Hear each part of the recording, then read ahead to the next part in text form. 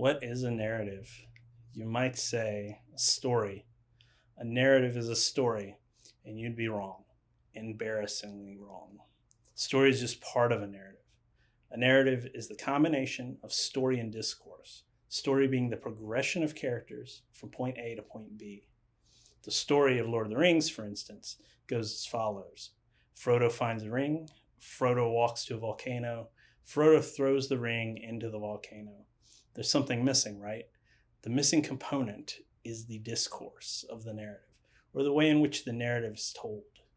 For example, a story can be told from any number of points of view or focal perspectives that impart different levels of meaning into the story.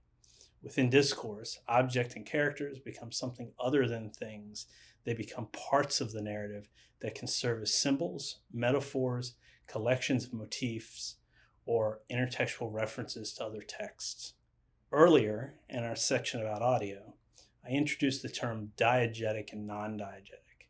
In narrative terms, something that is diegetic occurs within the context of a story.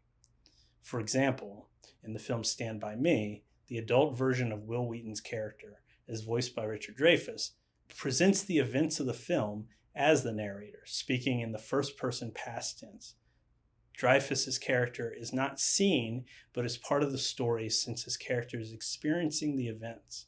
But we don't see Richard Dreyfuss on screen until the end of the film, making him an off-screen diegetic narrator, speaking in the first-person preterite.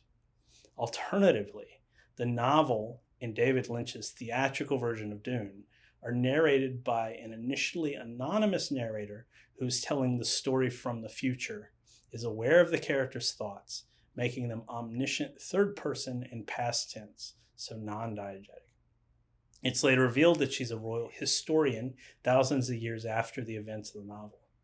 When we talk about discourse as part of a narrative, we will take a more in-depth look at point of view versus focalization and its effect on a narrative.